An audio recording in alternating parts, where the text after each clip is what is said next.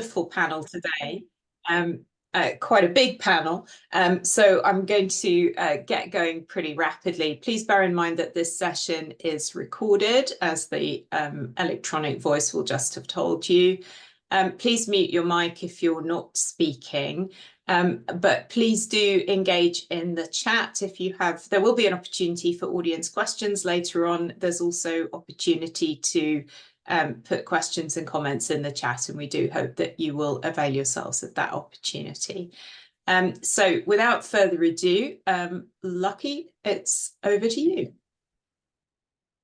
Thank you. Good morning, good afternoon, and good evening, everyone, depending on where you're logging in from. Really excited to be presenting at this panel and having a conversation with all of you about an important topic, which is how are we going to achieve those goals and how can we leverage public procurement? And in the type of work that I do, my focus really is after directives or laws have been passed, it really begins with the implementation and the capacity challenges that we face, because oftentimes while we measure and while we monitor is really important, but we are struggling with having good, adequate measures of capacity, especially for new initiatives, such as green procurement initiatives. So how we measure contract management capacity and whose responsibility is it to measure and monitor the outputs is going to be really crucial for us to make sure that we have met those objectives. In the type of work that I do, I really focus on the relationships between procurement officials and vendors and the decision making. So when we talk about capacity, if procurement officials lack the capacity, are we providing sufficient training? And if we're not providing sufficient training, would it be possible for us to leverage the relationships we have with vendors and capitalize on the expertise they bring to the table? Because new reporting requirements or output expectations will very frequently require investment in capacity. And if the public agencies are not prepared, they would have to build relationships with vendor, or frankly, they will just not be able to produce the oversight that is required to make sure that we're meeting the objectives. So there's going to be a lot of opportunity, and where I see the biggest challenges really come into the implementation and the capacity difficulty that, at least in the United States, we see lack of preparedness for public procurement officials to effectively navigate an environment when there's a workload surge or there's an increase in expectations for delivery of certain performance.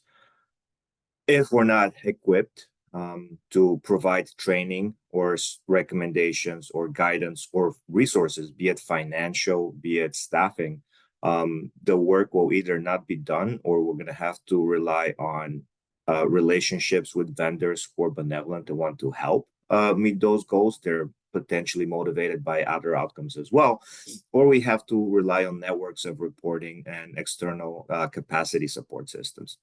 So I'm really excited about the promises that procurement practices have for delivering multiple goals. We have moved way beyond the emphasis on cost savings, and now we're looking at other measures of effectiveness and other performance around multiple public values that procurement processes can impact. So it is exciting to see these opportunities.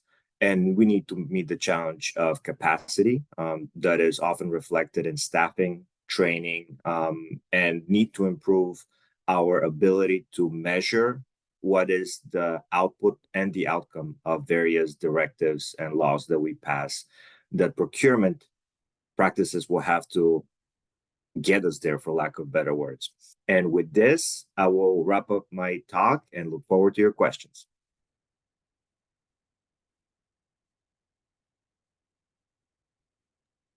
Wow, thank you very much indeed.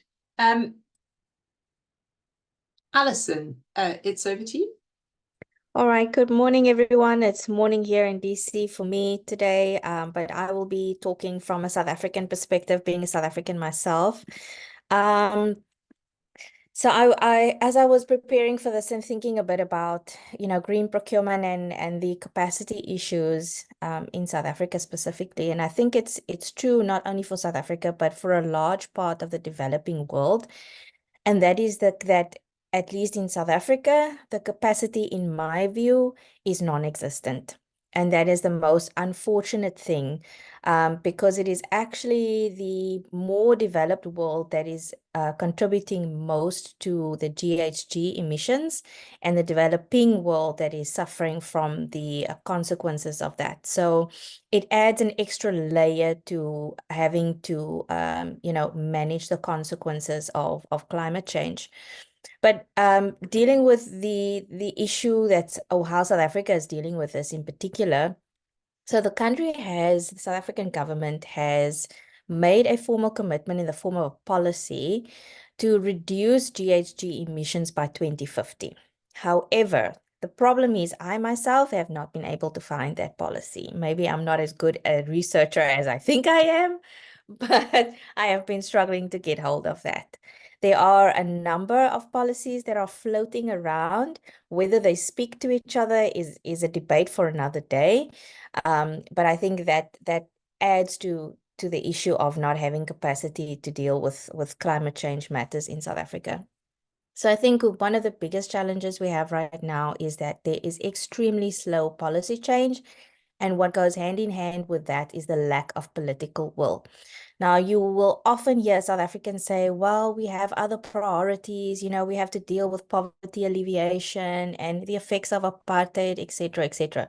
But those things are not going to change overnight. And climate change is, of course, something that we need to address right now alongside those challenges, and not place it and number 50 on the priority list. We also have renewable energy challenges, which contributes to the lack of capacity in dealing with climate change matters. And you'll notice that I'm talking about climate change in general first before moving on to procurement specific issues, because the general struggles that we have naturally impact how we deal with it in procurement. So there is a lack, at least in my view, a lack of general and robust instruction from the government to all companies and contractors to decarbonize. Like I say, there are different policies floating around. So there's a lack of clear instruction of what is expected from a government perspective. I also think there's a lack of data to pinpoint exactly what the situation is in South Africa. And when you don't have accurate data, it's difficult to really have an accurate action plan, isn't it? Because then you can't say, well, this is the issue and this is how we're going to deal with it step by step. So that is another problem that we're experiencing. Moving on to how procurement can deal with this. In my view, procurement, given this situation, procurement is actually the most, maybe not the most apt, but one of the really important ways that we can deal with this head on. And one of the reasons is that we are in the process of amalgamating or redoing our public procurement law. There is a latest bill at the moment. Unfortunately, the bill does not deal with green procurement issues head on or directly. And that is something that we're trying to deal with, in our comments on the bill, communicating with the legislature in terms of how to address this really urgent issue. But one positive aspect is that organs of state are given an opportunity to create their own supply chain management policies. And this is really where these organs of state can make a difference in terms of stating, this is how we are going to deal with climate change issues within our government. This is what we're going to expect our contractors to submit when they are trying to bid for contracts with the South African government. I think another pertinent issue is also education as to why it is even important to go green. So when we're talking about, earlier I was mentioning, competing priorities, poverty alleviation, lack of education, etc. Even amongst the educated people in South Africa, I think, in my view, there is a lack of understanding why green procurement, why greenness or going green in general is important. And even more so when it comes to green procurement. So there's education needed on climate change, on going green. There's education needed on why procurement is important, and then putting the two together and how we can solve the problem of climate change through public procurement. Another issue that we need to address is also moving to e-procurement. That could also address the climate change issue and the GHG emission issue on the African continent. South Africa being the most developed African country is really an opportunity for the country to be a leader for the continent in how to address this issue. So a need to move to e-procurement and how that's linked to green procurement. But at the moment, as I say, we are preoccupied with getting the accurate or adequate regulation of public procurement as it is, and sort of fighting with the legislature almost, getting them to realize why green procurement and how we can use procurement as a really a conduit to dealing with climate change issues. So the bottom line really is, in my view, personally, South Africa does not have an adequate capacity to deal with this. There are, however, it is not totally bleak. There are private companies that have taken it upon themselves, banks, for example, the construction industry, that have taken it upon themselves to include in their policies going green initiatives, whether that may be green building, whether it may be, no printing, etc. So there are these little glimmers of light in the private sector in South Africa, and we are trying to highlight those in an attempt to get other contractors to follow this as well. So thank you, everyone. I welcome any questions, comments, recommendations that you have in moving green procurement forward in South Africa. Thank you. Fantastic. Thank you, Alison, for that assessment of the challenges you're facing there. Lena, you're next. Yes, thank you, Anne. Good afternoon, everyone. I'm based in Roskilde, so here it's in Denmark, so here it's like 5 p.m. in the afternoon. Good to see you all. Lucky and Alison already mentioned on the importance of capacity in regards to green procurement, and Lucky mentioned specifically also how tricky it is to measure capacity, which I very much agree with. And Alison, you mentioned the challenges of low capacity. So I think maybe the insights that I can contribute with from my research into public procurement is at least some experiences with measuring public procurement capacity, and also findings from a recent research project demonstrating the influence of government capacity and how it can actually end up, basically reducing procurement process inefficiencies. So what we've done in this research that I did with two great colleagues of mine is that we looked into the role of procurement, local government capacity in relation to procurement cancellation. So not specifically green procurement, but still very relevant in terms of demonstrating what government capacity can do. And what we did is that we examined it in a Danish context. So we used big data. Actually, we have a database with thousands and thousands of public procurements. And we use this data to try and look at how often are public procurements cancelled in the pre-award phase. And then we combine it with administrative register data to try and then see, what influence does capacity measured at an aggregated level as the number of administrative employees and as financial capacity, how does that influence the likelihood of procurements being cancelled in the tendering phase, in the pre-award phase.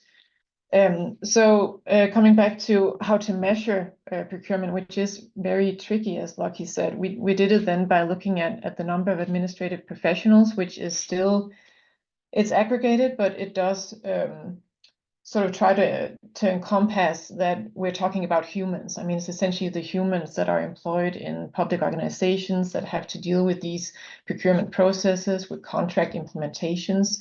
So it's essentially a human resource perspective on this issue. And what we found was actually that it does matter. So across all these thousands of procurements that we examined, we could see that with a higher number of administrative employees, there is a significant effect, statistically significant effect on the likelihood of procurement cancellations. So the procurement cancellations, the likelihood of this will be reduced quite significantly with more administrative personnel. We didn't actually find any results of significance in regards to financial capacity. Financial capacity was also something that both Lucky and Alison touched on, but at least administrative employees is key. And I think this feeds into the different perspectives that have already been brought up, that capacity has a really important role, and that's what our research definitely demonstrates, that human resources need to be prioritized. While we had a very aggregate measurement of government capacity, we are also looking into how to examine it as more the actual competencies and skills of public procurement officials, looking into how to actually train them to become more efficient in dealing with the procurement process. Yeah, so I think those are some of the main findings here.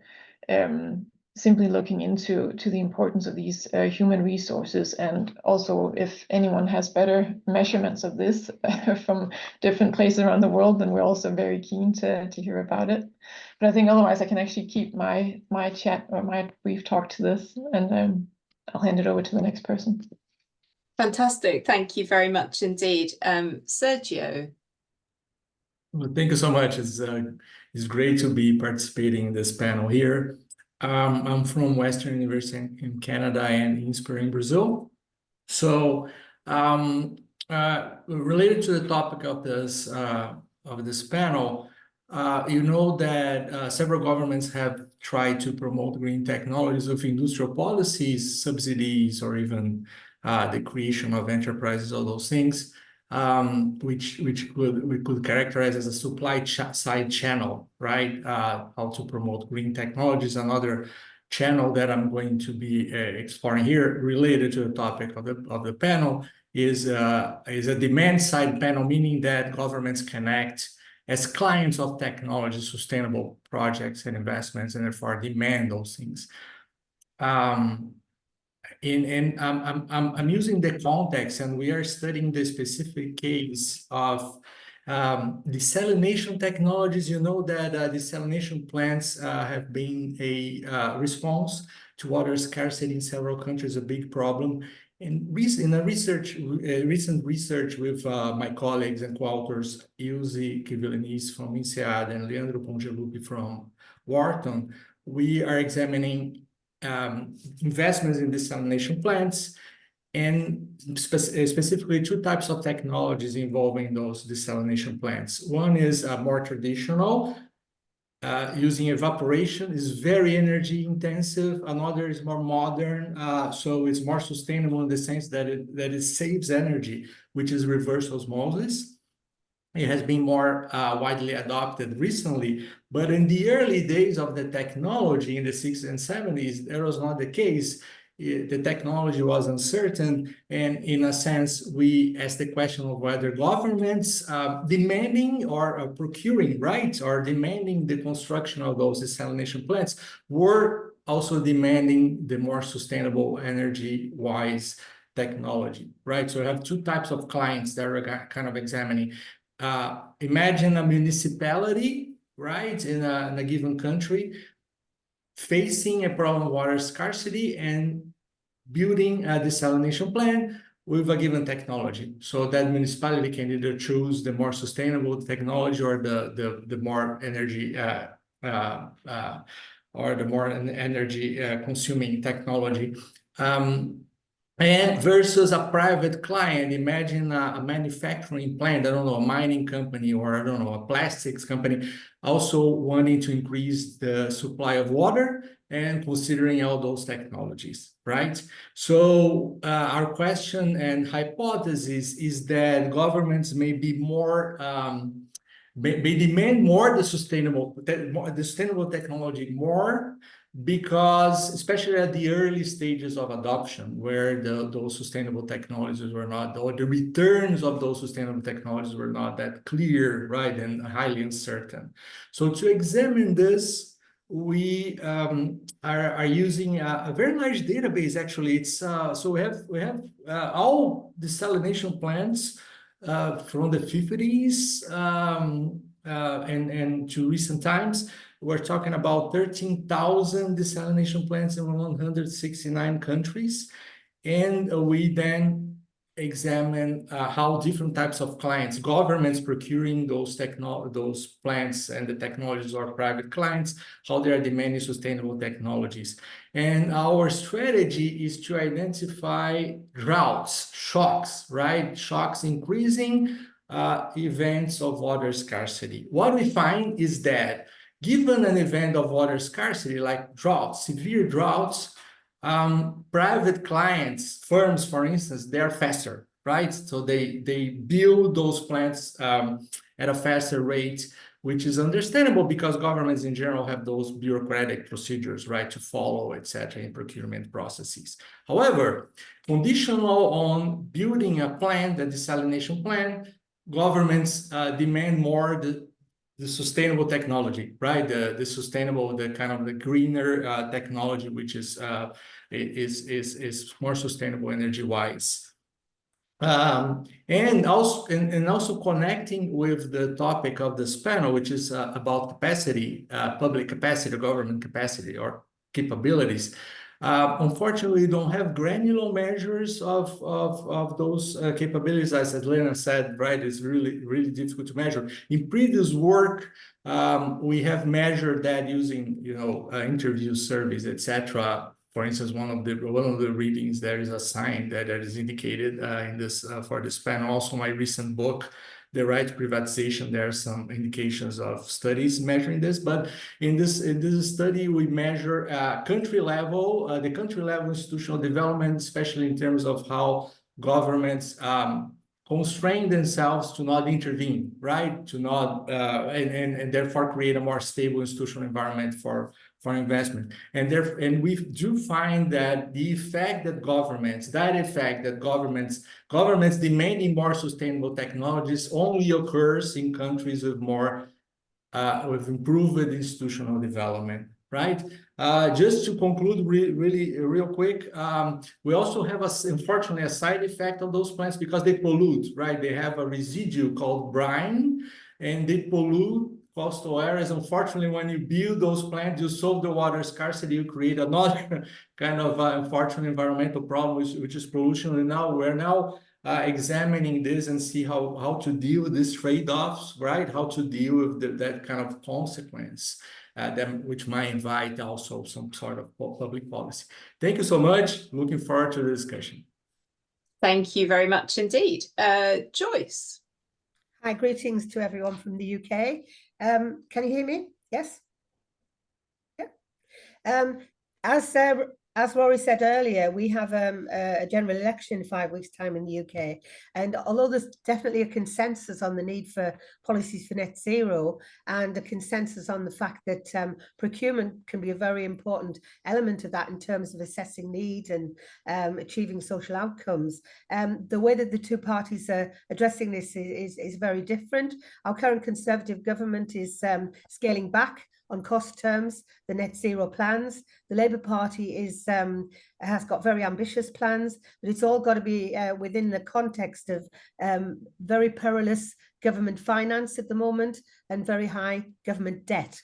So I'm going to talk very, very quickly about 3 issues of capacity. First of all, capacity in governance institutions, capacity in personnel and processes and procedures, and capacity in data gathering. So very quickly then, in the UK, we have a very, very fragmented system of governance. So the current preferred model of governance in the regions is what are called mayoral combined authorities. This is combined authorities coming together, working on various issues, including net zero. We also have local government procurement. We have business organizations working with businesses to see how prepared they are for net zero. And in my particular area, we have other organizations that act on behalf of local authorities. In my particular case, it's the Northeast Procurement Organisation. So we have a very, very fragmented system. Now, you've got multi-level delivery of public services, and the multi-levels from regional and local are not very well aligned. And so it makes it quite difficult as to who's responsible for this. But they're all coming out with strategies, and they're all preparing their strategies the issue is, I think it's been said by the first two speakers, is implementation. So there is some evidence of joint partnership working, a lot of evidence of procurement people getting together into a kind of ecosystem of procurement and systems leadership. Now, the general view in the UK is that local leadership should be concerned with assessing local needs. But of course, the problem is these mayoral combined authorities have got a long-term vision, but they haven't been given sufficient funds. And at the same time, local authorities in the UK have been under austerity measures for 14 years. In some cases, they're losing 53% of their revenue budget every year for the last 14 years. So it's making it really difficult. So the mayors have come in, they've all got their plans, they've all got their investment plans, but they have a huge set of social issues to deal with, as well as economic issues. So this lack of alignment between the mayoral combined authorities and the local authorities is making things difficult. The Labour Party, which is the current opposition party, they've made a pledge that they will continue with mayoral combined authorities. They're hoping that the rest of the country is either unitarised or has county deals, and they're trying to simplify the bidding for regions to bid for money from central government, because we have a kind of bidding process. The key problem, though, as I think the first and second speaker said, is, you know, you can have as many plans as you like on net zero, but the issue is how do you implement them, and which agencies are responsible, which agencies are accountable. Big problem. Many of the regions across the UK and England in particular are coming up with the public sector reform processes, but we haven't got a great deal of mapping as to who does what. So lots of duplication. Secondly, I think it's been mentioned already, the issue of personnel and systems in place. Awarding and managing contracts and assessing community need requires time, people, research, data, and much of that is like not easily found in our current setup with local government. And during COVID, some work that myself and Rory and others did, we found that procurement personnel were very good at balancing costs versus risks and quality versus speed. And there was a big emphasis on resilience, community resilience, and also on some very entrepreneurial and novel ways of working together across organisational boundaries. But HR budgets in local government are the first ones to go, and that includes procurement, lots of personnel cuts, and the capacity across the whole system is a problem, particularly as central government came out with a report just last week saying that the centre is struggling as well as the local areas. So centre of government is struggling. They're trying to decentralise to regions. There's talk of having His Majesty's Treasury being devolved to 9 regions. We've already got decentralisation of civil servants to the regions. And I met with some of them quite recently, and very few of them have got much institutional memory. Most of them are under 30 years of age. And so it's very difficult for them to understand what's happened over the last 20, 30 years. This is called the Plan for Growth. So this is all aimed at trying to build up the capacity in the regions with these mayoral combined authorities. Local procurement certainly needs to have more research capacity, engage stakeholders in identifying what social value is, developing robust models, and again, there's lots of evidence of that, and mapping the supplier base. We're not very good in the UK at mapping the supplier base. Some regions are better than others at doing that, and developing a new procurement function. The third point, as I mentioned, I would talk about is data gathering and sharing. And again, all regions are having a problem with this, mainly because of the multi-level governance, where data is held in different parts of the local state and the regional state. In some senses, we have far too much data, but it's the alignment of the data that's the key thing, particularly in terms of the SME base, and particularly in terms of the supplier base, in terms of procuring and commissioning services. So we have very weak market intelligence. So in conclusion, because I know we're conscious of the time, we need relationship building between the different levels of governance and across them horizontally and vertically. There's definitely a consensus that net zero is really, really important. The difficulty is the consensus and how you achieve that, and the means to achieve net zero is really, really difficult. There's definitely a consensus on the fact that procurement is an important element of driving the net zero agenda, but local, regional and national state organizations are lacking the capacity to deliver and implement. So everyone has a plan, everyone knows what they want to do. How they determine how to do it and who does it, which agency does it, is another issue. So there's a lack of joining up and a lack of alignment for strategies for net zero. And the big question, of course, is how you share data across the regions. But importantly, whether it's the current government or whether it's the incoming government, they're all going to have to grapple with this issue of, do we raise taxes? Do we cut other public services? Or do we scale down and slim down our net zero targets? Thank you. Fantastic. Thank you, Joyce. Michal, you're up next. Yeah, Michal.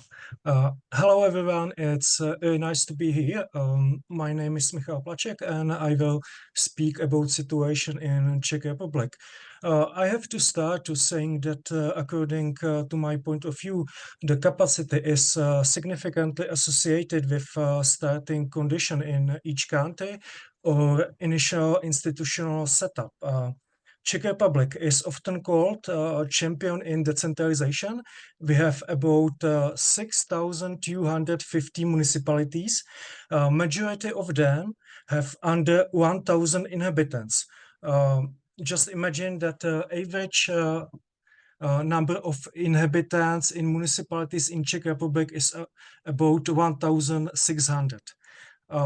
To give you an idea how it works in reality, majority of municipalities have just one mayor and one administrative clerk. They are responsible for managing the whole agenda. In our paper, we use the population of the municipality as a proxy variable that describes the capacity of municipality. We are inspired by big stream of efficiency literature, which used data envelopment analysis in order to estimate the efficiency of local governments or regional governments in delivering public goods and services. There are a lot of paper which focus, for example, on Spain and also on Czech Republic. The basic logic is as follows.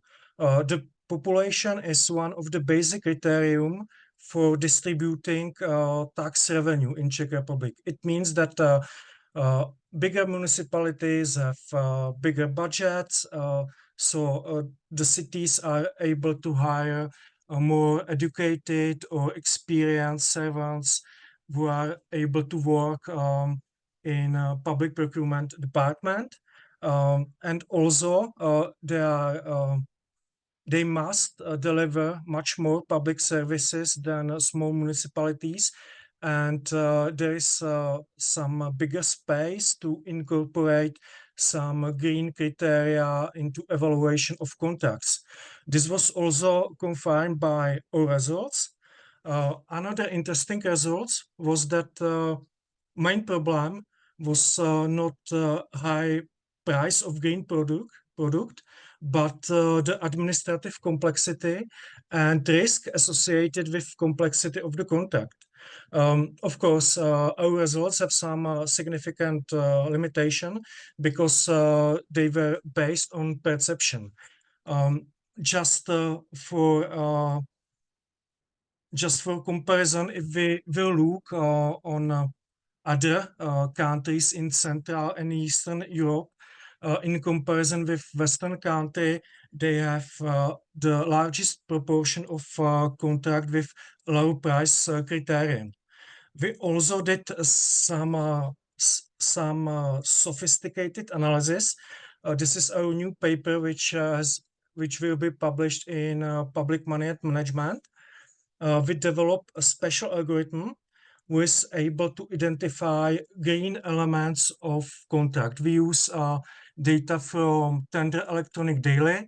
We compare about 200,000 of public contracts from Czech and Slovak Republic. We focus on biggest buyer in Czech and Slovak, and we have something similar results because the most important was also capacity, but also internal commitment of management. If we compare the buyer in terms of capacity and transparency and volume of contract, the most important factor is still internal alignment of management or organization towards green public procurement. So that was all about Czech Republic. Looking forward to interesting discussion. Thank you. Fascinating. Thank you very much indeed. And Lisa, last but not least. Yeah, thank you, Han. Good afternoon, everyone. So I just prepared a few slides. I'm going to try to share my screen. Just a second. I hope you can see my screen. Okay, so I'm going to focus my presentation on the results of a survey that the OECD launched to better understand the uptake of green public procurement. So in this survey, we included some questions about capacity. And we are now in the process of finalizing a compendium of good practices on green public procurement that include a dedicated section on capacity building on the result of this report, and that include a lot of best practices examples and data. So in total, 38 countries responded to the survey. And one of the main findings that I wanted to highlight is that among those 38 countries, 92% indicated that they have adopted a GPP policy of framework, and that they regularly revise this framework to really align with their international and national environmental commitments. So really showing that GPP is really recognized as a powerful tool to achieve countries' strategic objectives, including in terms of climate actions. However, and despite this wide uptake of GPP, there are still many obstacles that remain. And here on this slide, you can see some of the obstacles that were mentioned by the countries. And if you look at their answers, they highlighted that the procurement workforce still needs to be provided with more advanced trainings and supportive tools related to the implementation of green public procurement, such as the definition of effective green criteria to really reflect environmental externalities, but also with the necessary competencies to collaborate with the market, with suppliers, to identify a greener solution to public needs. Lisa, could you have another go at sharing the slides because we can't see them? Sorry. I'm sorry. I think I was probably muted when I tried to tell you this. Okay, let me try again.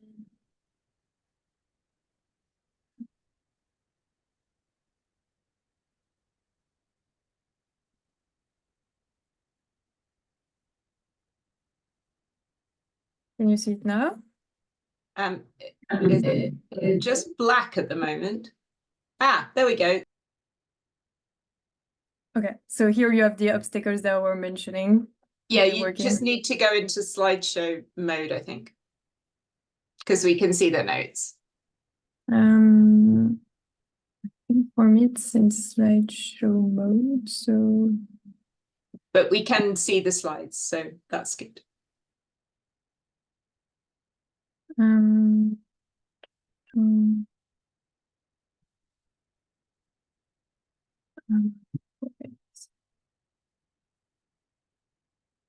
Sorry.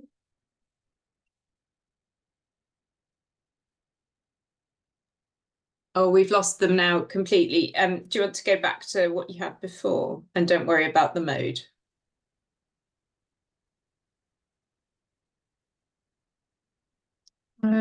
Yes, sorry, I'm trying to fix it like this, or Yeah, that's fine. We can see the slide.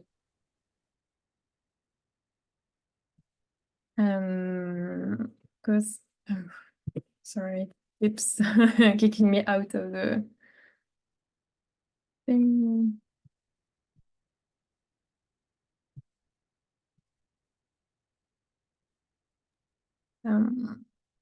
If helpful, we can just share the PDF afterwards. I thought your description was of what you were seeing was great.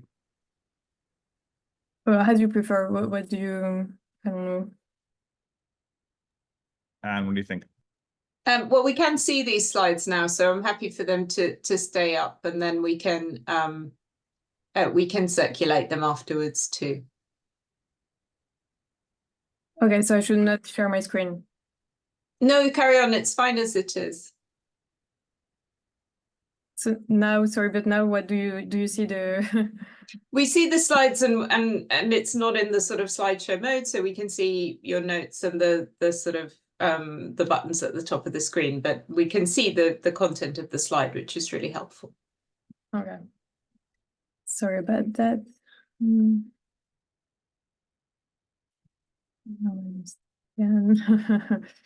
Okay, sorry. My computer is not responding anymore.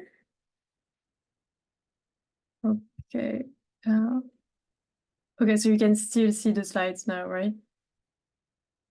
Yeah, we can see a slide headed Green Public Procurement still facing several obstacles. Yeah. So I was mentioning some of the obstacles, and also that the results show that governments that want to expand the use of green public procurement should also work on closing the existing data gap to allow for more holistic measurement of the impact of green procurement strategies, to really better understand the benefits of using green public procurement. So the next slide is about what countries have been working on trying to address these challenges, especially in terms of supporting contracting authorities to implement green public procurement. So as you can see, they've been developing many different kinds of tools, of supporting tools to assist public buyers, including, for example, standardized green criteria, guidance, but also life cycle costing tools and environmental footprint calculators. So as you can see on the slide, many countries have been setting up help desk services that provide support for public procurement practitioners, contracting authorities in the daily procurement activities, including, for example, the choice of procurement procedures and the use of award criteria. Not that many, but still some countries have been also developing and using competence centers, which functions include, among others, providing practical assistance to contracting authorities in the preparation and implementation of procurement procedures, providing training courses, also organizing networking events, trying to connect the public sectors and the private sectors. Just wanted also to mention that 63% of the survey countries have also created dedicated spaces where contracting authorities, public procurement practitioners can really share their experience and discuss the challenges they're facing. And this can take the form, for example, of communities of practices or networking events, things like that.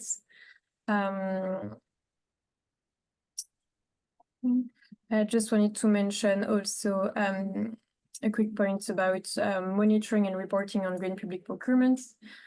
So monitoring the implementation of GPP is really important to ensure that public procurement actually contributes to the country's sustainability goals and climate commitment, to really show the benefits of it.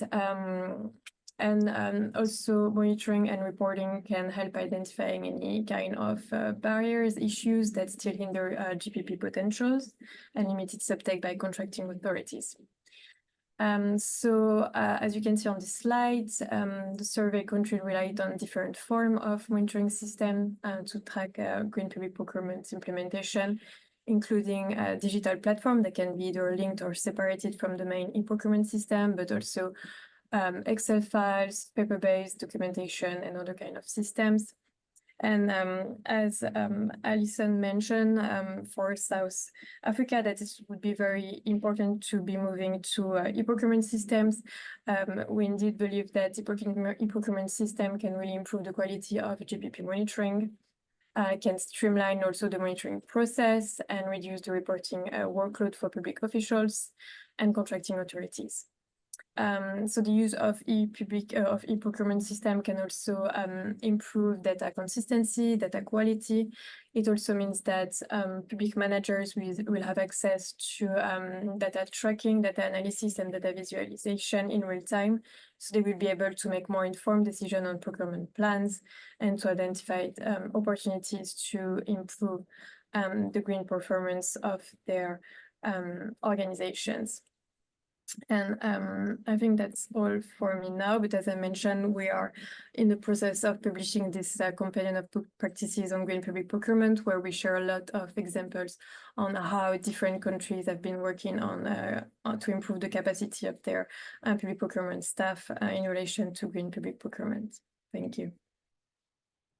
Fantastic. Thank you very much indeed. Okay, we have some time now for questions. Please feel free to drop a question into the chat, or you can raise your hand or wave at me if you've got a question. There's a great question from Caroline Nicholas in the chat. I'll just draw that to the attention of our speakers in case you want to get involved in that discussion. Abusing my position, as I sometimes do, I think one of the kind of noticeable strands coming through the discussion was lack of resources and the impact that that very obviously has on capacity in this context. And I just wondered whether any of our speakers have any bright ideas for improving capacity in this area that are not heavily resource intensive, on the basis that for many countries under discussion, more resources may not, in fact, be coming anytime soon. So that would be my question. I don't see any other hands raised. Oh, Joyce. Yes, can you hear me? Yeah.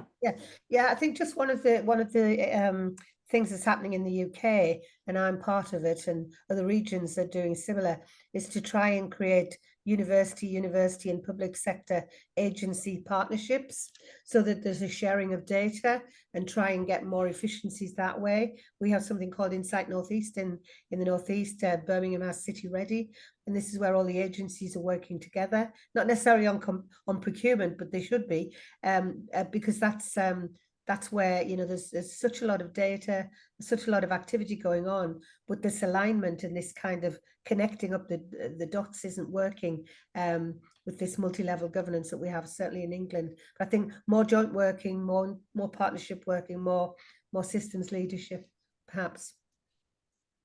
Thank you. Rory, I see you've got your hand raised, and then we'll move to our panelists' responses.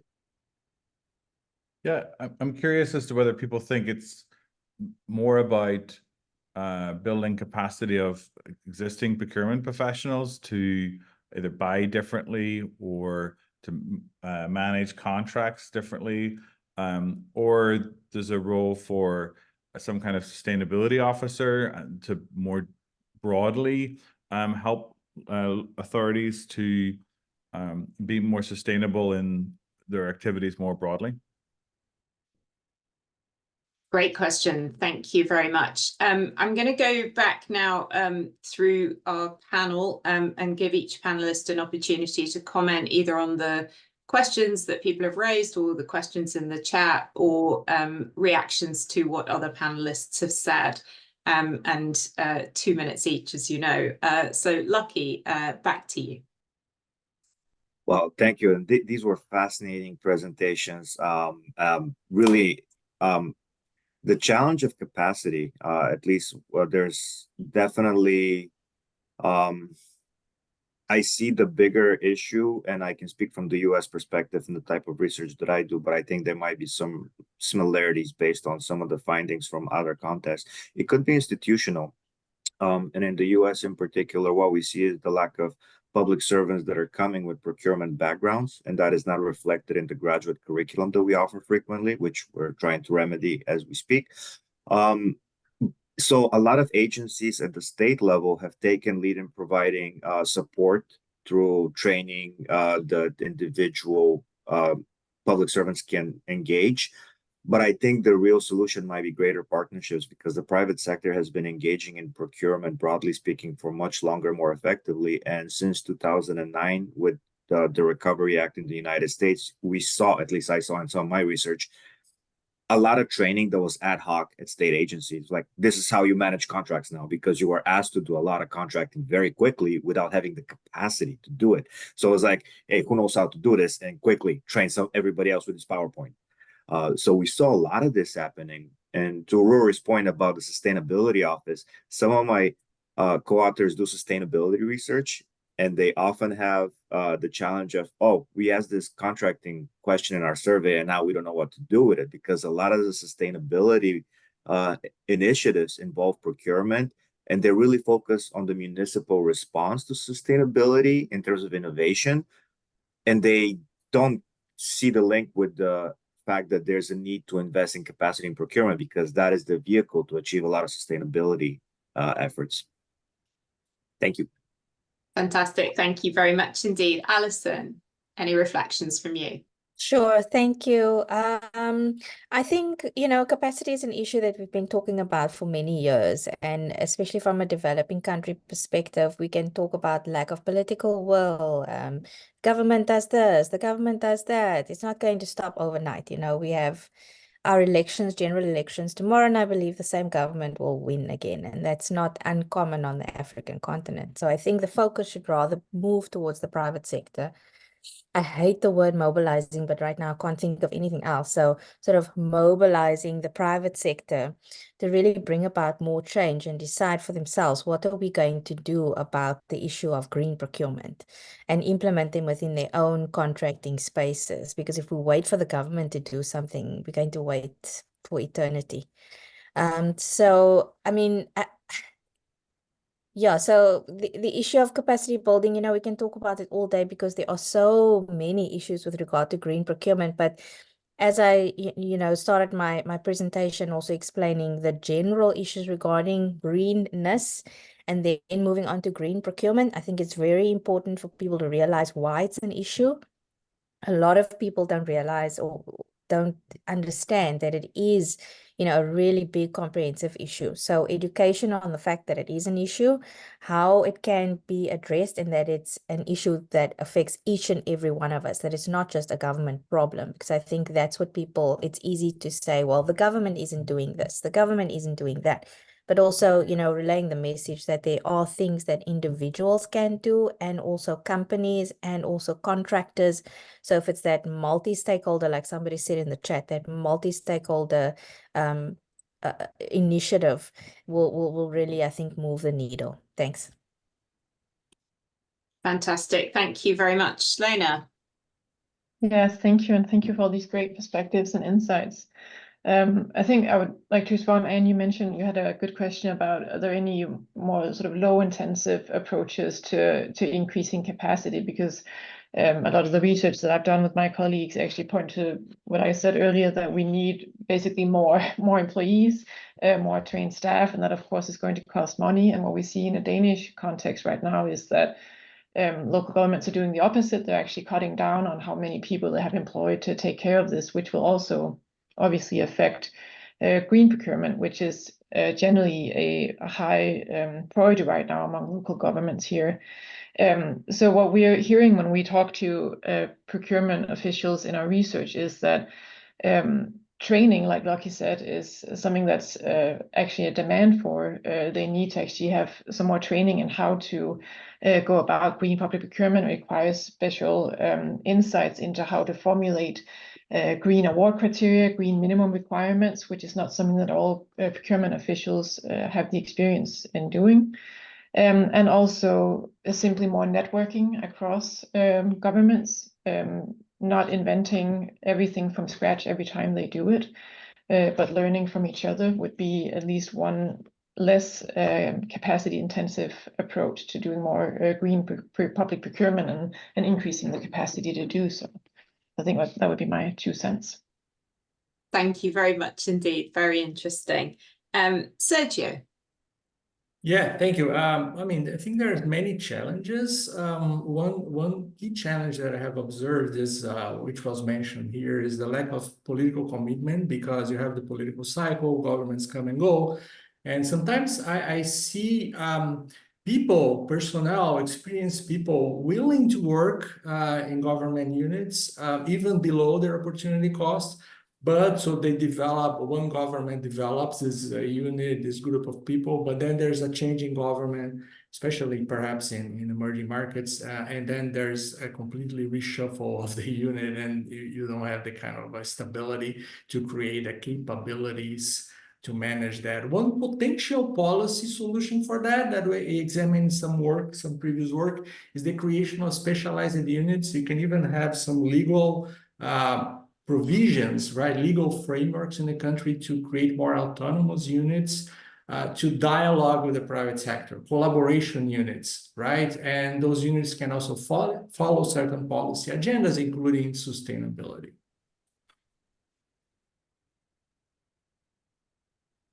Fantastic. Thank you very much. Joyce, 2 minutes from you.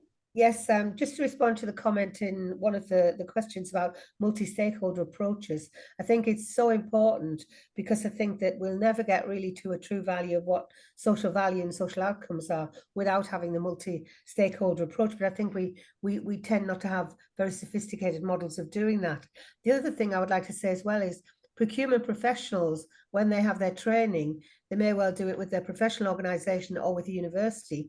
And universities aren't very good at doing multi-sectoral education and training. So I would urge universities to think about providing courses on procurement that involve the private sector, the public sector, the civic sector, and try and somehow or other have a kind of systemic approach to the way the way training happens, because currently we're still very siloed, and universities are as responsible for that as the professional organizations are. So they're my views. Thank you. Fantastic. Thank you very much indeed. Michal, you're next. Yeah, thank you. I would like to share some my personal working experience, because I served for 12 years as Chief Audit Officer for local government, and also as consultant for new Czech national purchasing strategy. And what is really interesting, the Czech Republic has some general obligation in contracting law to buy green, but no one control it. And we have about just 2% of share of green public procurement. So we are the worst in Europe. And I should underline that the most important factors are monitoring and control. Because I have some informal discussion with public procurers, and they said that they are afraid of investigation from the regulatory office. And if you look at the probability that you will be investigated, it's under 2%. So there's a strong information asymmetry between regulators and workers in field. It means procurers. So thank you. That's my insight. Interesting. Thank you very much indeed for that. And Lisa. Yes, thank you. Yeah, I think what the result of the survey showed us across OECD and non-OECD countries, that it's very important to provide public buyer with a comprehensive understanding of what purchasing green actually means, and to really train and develop a set of very technical skills to integrate environmental and climate consideration across the different phases of the procurement cycle. So from need assessments to awarding public contracts. It's also very important for government to actually monitor the training initiatives and to assess the results that they had achieved. This will also help to identify challenges and obstacles and to intervene with corrective action and new supportive interventions. What the result of the survey also revealed is that GPP training and professionalization, this can be realized in very different kind of ways. And a lot of countries already have a variety of training instruments, initiatives, tools, handbooks and manuals that most of them are available online. So we can also share as best examples of inspiration for other countries. So it's very important to be sharing those materials or resources. What we see also is that more and more countries are developing networking events where public buyers can meet with the suppliers, the private sectors, and they really trying to work together to improve the implementation of GPP, which is very important.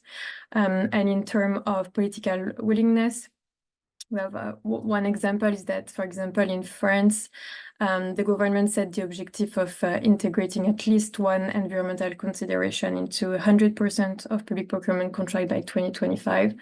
And so now, because of this commitment, the OECD is currently supporting the French State Procurement Department to develop tools and guides aimed at optimizing the integration of environmental considerations. So once the government takes really important